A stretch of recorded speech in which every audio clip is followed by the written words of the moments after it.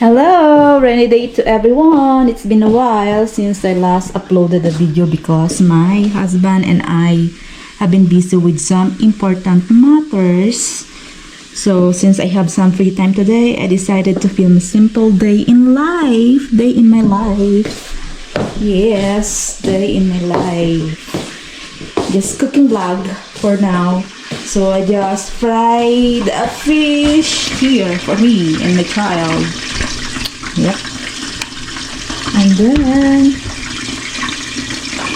ayan. Kita niyo ba yan? Tilapia. Ayan. This is for me and for my child. Prepared some oven-cooked meatballs for my husband. Yeah, it's already here. I did prep here because yan ang gusto niya. At nakaset na rin yung aking oven. Yan. And that's it. And made a healthy, probably vegetable and tofu dish, which I already have it here. But the tofu is still in the fridge and I have to cut it. Here. I'll do that later.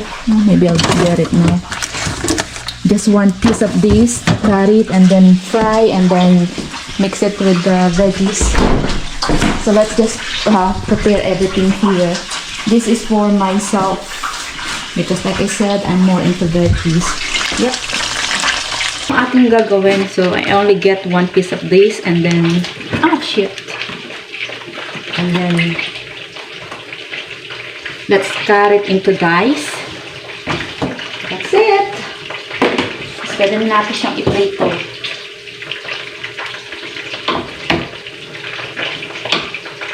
Kasi mas masarap kung may tofu, right?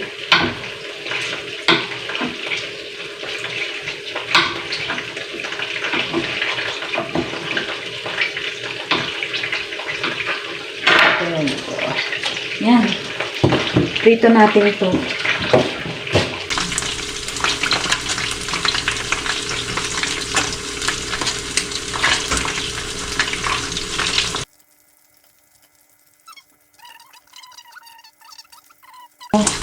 Tapos, takpan na lang muna natin. Ayan, takpan natin. Usually, my husband and I, honestly, my husband taught me about this. We don't let any kind of leftover food without putting it in the Ziploc. Kasi, mas, napapadali daw panis. Sabi niya, hindi ko alam. So, yan. So, nakasiplak na siya. Good. And, ang ating oven is ready na. Balik natin sa ating ref.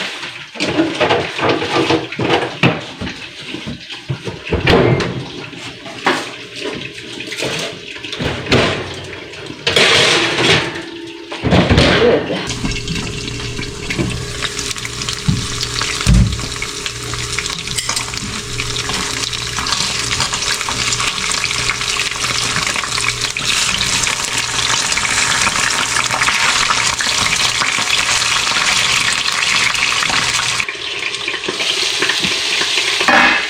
Oh my gosh. You know, making these vlogs is my way of coping with my anxiety and my depression. And it is really helped me feel better by doing this. Especially since I am living far away from home or from the Philippines. Plus, as you know, this is a great way to store my everyday memories here on YouTube. Hindi dahil sa ginagawa ko ito dahil para pagkakitaan. Sige, nandun na tayo, sabihin natin. Pero, ini-store ko to para sa, in the future ba, I share.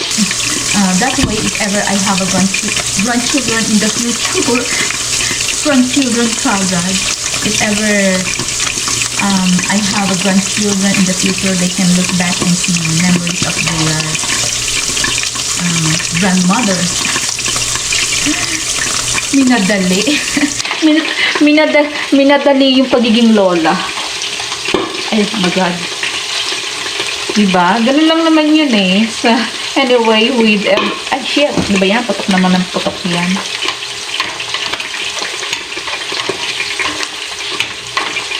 Natawa ako dun sa may grandmother. Minadali. Yeah. So, that is... So, anyway, with everything happening in the world right now, we just need to choose happiness. That is why, with my husband and I are planning a vacation with our child, or with my child. You know that? Ay, shit. Ay, putok ng putok. It is my child's last day of school now, so our stress, mind, and bodies really need some rest. Yun lang yun. Hindi natin kailangan i-stress ang ating buhay sa araw-araw. Ang dami nangyayari sa mundong ito. Right? Yan, matatapos na din yan. At pag naprito ko na yan, after that, then I have to continue cooking the veggies. Siguro ready na to. Pwede na natin kung hanguin. Ayan.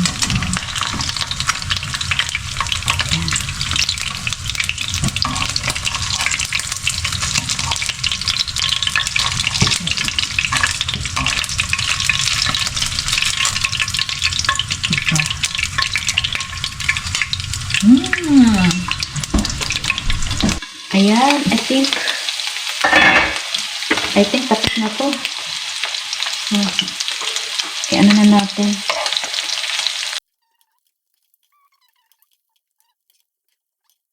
Nakaluto na ako ng isda, and then we already have a rice here.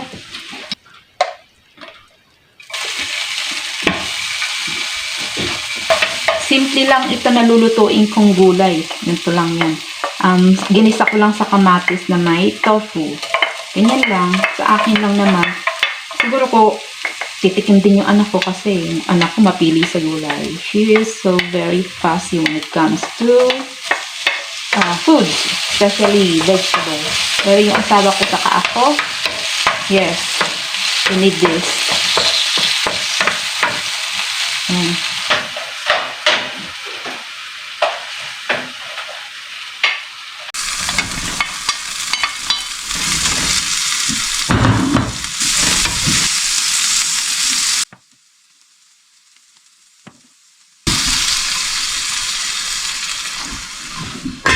Ganyan lang yan.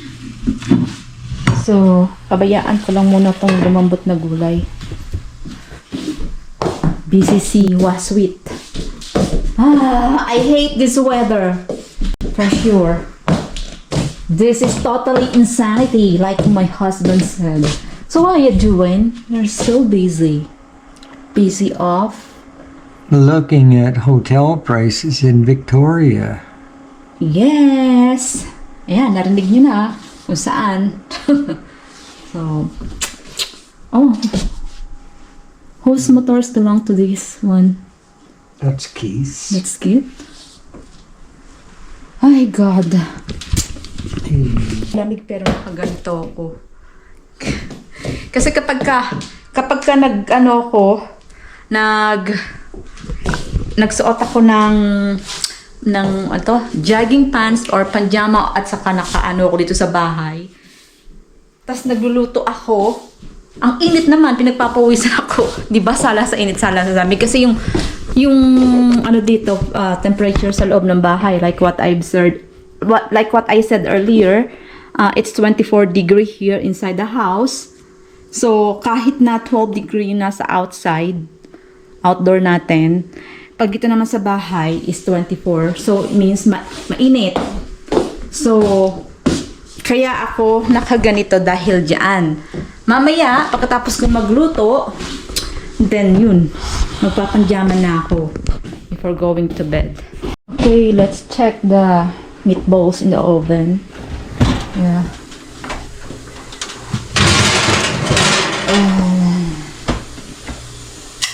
I think this is done. Yeah, so yes, we're done with the meatballs, and you know, I was planning to cook them in a few different ways, but hubby just wanted to hubby just wanted them to cook in a simple way and bake it in the oven. So that's how I did it. Ayan. Ay, tapos na to. Pwede na to. Ito na to. Ayan. Bye. Saka ito. Pasawa ko. Tapos hati-hati kami ito. Gusto din niya to. Ako siguro titikim din ito. And then, sa aming mag-ina. Ayan. Ganyan lang ulam namin. So, magsi 6 o'clock na ng gabi. Pero tignan nyo, ang liwanag pa rin. Parang, ano pa lang, 4 o'clock pa lang ng hapon. Pero, in reality, 6 o'clock na siya. Okay. Hanggang dito na lang ang video ko. Maraming salamat! Pabush! Pakain na kami, mag-ready na ako. Babush! Gusto ko magkamay. I want to use my hand. Akala ko ano nga. Babe. Use my hand, babe. Up to you. Akala ko magkaano. Magkinata. Ang init, di ko kaya magkamay. Pati ka nagkinata. Because ayoko maggata. Baka bukas na lang. Ito na lang, masarap naman to prito with matching gisang gulay. Diba? Ang sarap. Masarap yung isda kasi binabad ko to sa minarinade ko to. Oh, ang laki ng tilapia.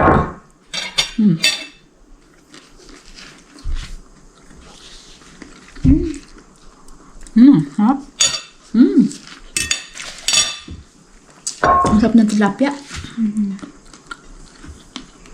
Tofu. Ayan, kain muna kami, babush.